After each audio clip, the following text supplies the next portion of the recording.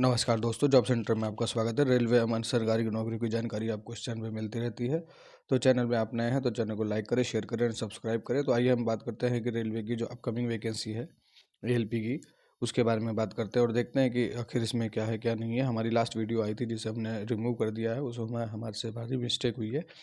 हमने उसको जो है फेक क्रिएट किया था, लेकिन जो है वो गलती से जो है अनफॉर्चुनेटली वो सच हुआ और जो है इतनी ही कम वैकेंसी आई है। तो उसके लिए हम माफ़ी मांगते हैं अपने सब्सक्राइबर से और आशा करते हैं कि भविष्य में हमसे ऐसी गलती नहीं होगी। तो आइए हम बात करते हैं एएलपी की जो अपकमिंग वैकेंसी आई है उसके बारे में। उसका नोटिफिकेशन आउट हो गया है और जैसा कि जो है शॉर्ट नोटिस में बताया गया था कि 5,696 वैकेंसी है, उतनी ही वैकेंसी जो है जनरेट की गई है और 6 साल के बाद वैकेंसी आई है, वो भी इतनी कम। छात्रों के भविष्य के साथ खिलवाड़ किया जा रहा है और जो है वैकेंसी आगे भविष्य में बढ़ेगी या नहीं, इसके बारे में भी हम बात करेंगे और देखेंगे कि क्या क्या है। तो इससे पहले हम देखते हैं कि वो शॉर्ट नोटिस क्या था। तो शॉर्ट नोटिस में हम आ गए हैं।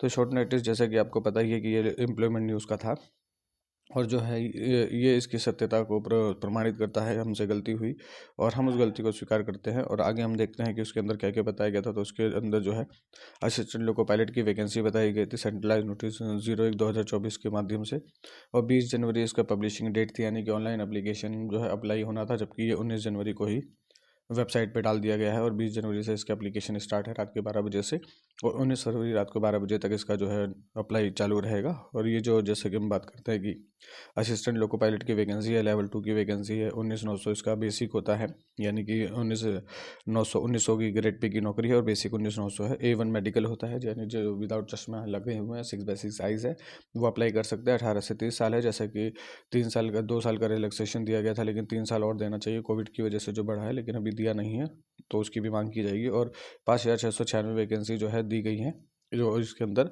और जो है एप्लीकेशन आपको जो है अप्लाई करना है, तो इसके अंदर आपका देखिए विज़न के बारे में दिया गया है, जो है 6/6 होना चाहिए, विदाउट ग्लासेस होना चाहिए, आपको कलर ब्लाइंडनेस नहीं होना चाहिए, ब्लर जो है बाइनोकुलर विज़न नहीं होना चाहिए, जो है नाइट विज़न नहीं होना चाहिए, इस तरीके से दिया गया, यानी कि 6/6 आपकी होनी चाहिए आइज़। उसके बाद जो एजुकेशन क्वालिफिकेशन की बात करें तो उसके अंदर जो है एजुकेशन क्वालिफिकेशन जो है उसके अंदर दी गई है, जो है वो भी नोटिस में भी दिखाया गया और शॉर्ट नोटिस में भी दिखाया गया। तो उसके अंदर हम बात करते हैं तो मेट्रिकुलेशन यानी कि 10वीं, उसके साथ ITI होनी चाहिए या NCVT SCVT से, जिसके अंदर ट्रेड है fitter, electrician, instrument mechanic, millwright और mechanic radio, electronic mechanic, mechanic motor vehicle, wireman, tractor mechanic, armature, coil winder और mechanic diesel, heat engine, turner, machinist, refrigerator and AC, air condition, इस तरीके की जो है ट्रेड दी गई हैं। इसके साथ आपकी अगर ITI है और 10वीं है, उसके साथ अप्रेंटिसशिप आपने इन किसी भी ट्रेड से कर रखी है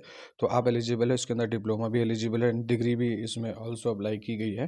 तो जो है इसके अंदर कहने का मतलब है एक मोटा मोटा, तो इसके अंदर जो हम मोटा मोटा कह सकते हैं कि 10वीं के साथ आपकी ITI होनी चाहिए या अप्रेंटिसशिप होनी चाहिए। उसके अलावा अगर आपके पास डिप्लोमा है या आपके पास डिग्री है तो आप इसमें अप्लाई कर सकते हैं।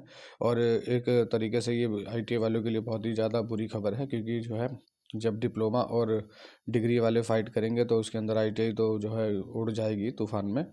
तो हम उसी के बारे में बात करेंगे। तो आइए हम ऑफिशियल नोटिस पे चलते हैं और देखते हैं कि आखिर वो कंप्लीट नोटिस क्या है। तो हम ऑफिशियल नोटिस पे आ गए हैं भारत सरकार के।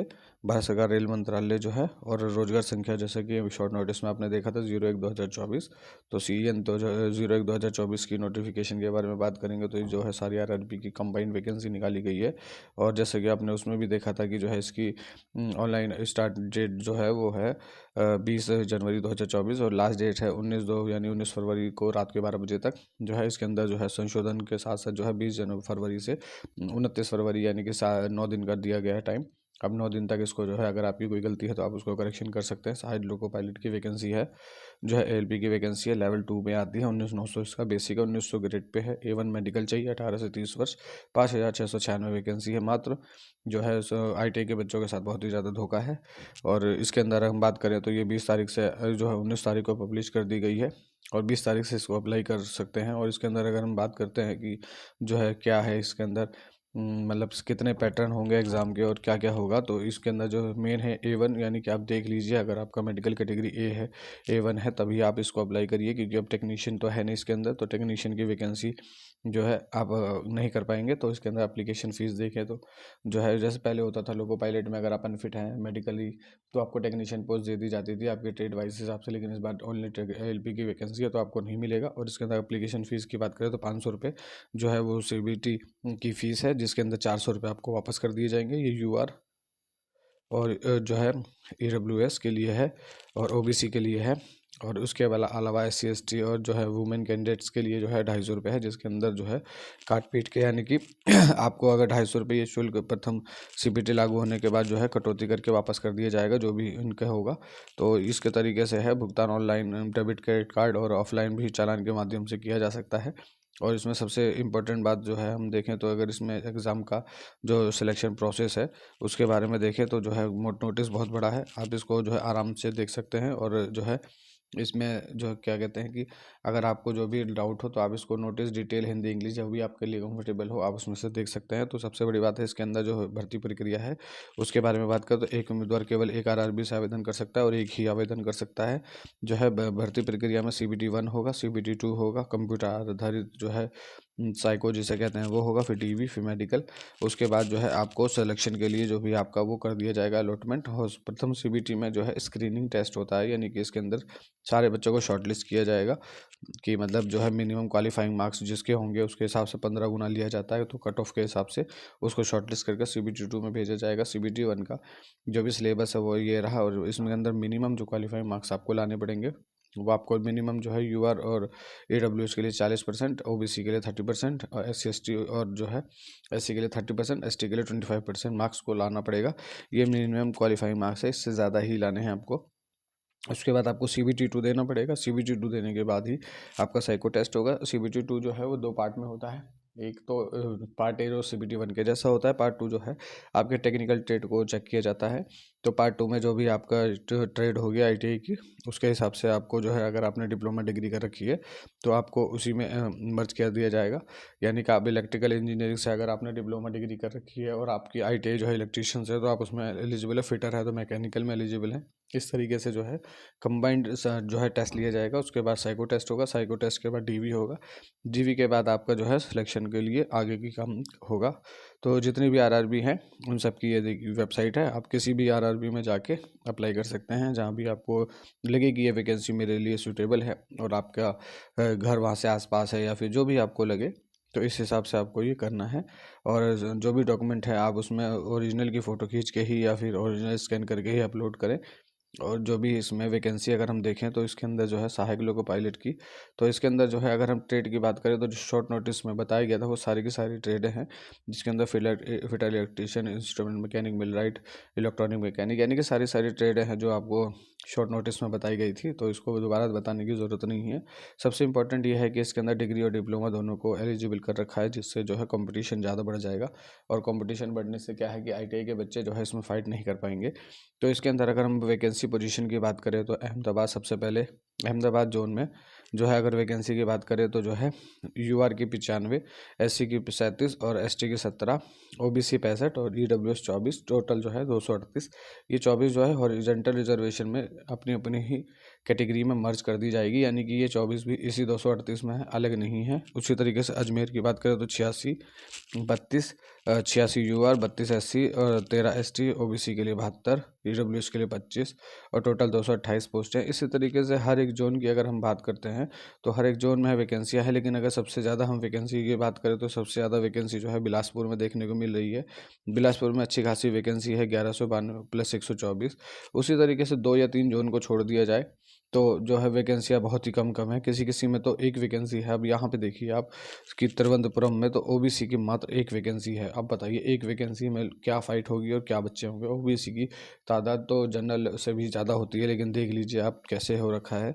तो इस तरीके से अगर हम बात करते हैं तो मेन इम्पोर्टेंट तो जो भी है आपको देख सकते हैं कि अपनी RRB में जो दिल्ली जैसे RRB, जो दिल्ली आप समझ रहे हैं चंडीगढ़ जैसी RRB जो सबसे बड़ा जोन है, उसके अंदर जो है मात्र 42 UR के लिए, 2 SC, 4 ST और 12 OBC के लिए। अब सोचिए 12 OBC के लिए मात्र वैकेंसी दी गई है चंडीगढ़ जैसे बोर्ड में, जो कि पूरा नॉर्दर्न रेलवे जो है नॉर्थ रीजन को कवर करता है, उसमें जो है मात्र इतनी वैकेंसी दी गई है, 66 वैकेंसी। अब आप सोच सकते हैं कि लेकिन उम्मीद की जाती है कि जो है सरकार को जो है जागे नींद से और ये जो है बच्चों के साथ जो है खिलवाड़ ना करे। तो हम जो है जो है अपनी तरफ से ये बात करते हैं और मांग करते हैं कि सरकार जो है वैकेंसी को इंक्रीज़ करे। 6 साल के बाद वैकेंसी आई है, तो हम जो है थंबनेल पे चलते हैं अपने और देखते हैं कि क्या क्या मांग है हमारी। तो हमारी सबसे ज़्यादा इम्पोर्टेंट मांग यही है कि जो है 6 साल के बाद वैकेंसी आई है, और तो 6 साल के बाद वैकेंसी आने का मतलब है कि आपने 6,000 वैकेंसी दी है। 56,000 है कुछ, हम चलो ज़्यादा ही मान लेते हैं, तो 6,000 वैकेंसी यानी 6 साल में मात्र 6,000 वैकेंसी अगर आती है, तो आप सोचिए कि आप उसको किस हिसाब से जस्टिफाई करेंगे।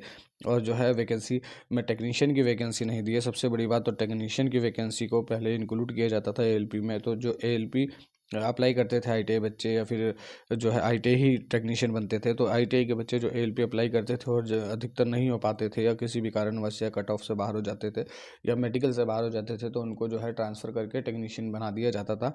लेकिन अब जो है जब एएलपी की ही मात्र वैकेंसी है, तो जो मेडिकल में अनफिट हो जाएंगे या किसी कारणवश बाहर हो जाएंगे, तो उनको कोई भी वैकेंसी का ऑप्शन नहीं रहेगा। और चलिए ऑप्शन जो है ना भी हो, तो भी टेक्नीशियन की वैकेंसी तो आनी ही चाहिए, क्योंकि बहुत ही ज़्यादा ज़रूरी है। रेलवे सबसे बड़ा नियोक्ता है और रेलवे सबसे ज़्यादा वैकेंसी को जारी करता है, और जब वो वैकेंसी 6,000 देता है, जो एसएससी की कंपैरिजन से भी कम है, जीडी की वैकेंसी इससे ज़्यादा आ जाती है, एमटीएस की वैकेंसी इससे ज़्यादा आ जाती है। तो आप सोचिए कि जो है ये तो एलपी की वैकेंसी है, और इतने इतने आरआरबी हैं, 18-21 आरआरबी हैं लगभग। तो इतनी ही वैकेंसी में अगर हम 1,000 भी मानते हैं, तो भी 26,000, 21,000, 18,000 बनती है।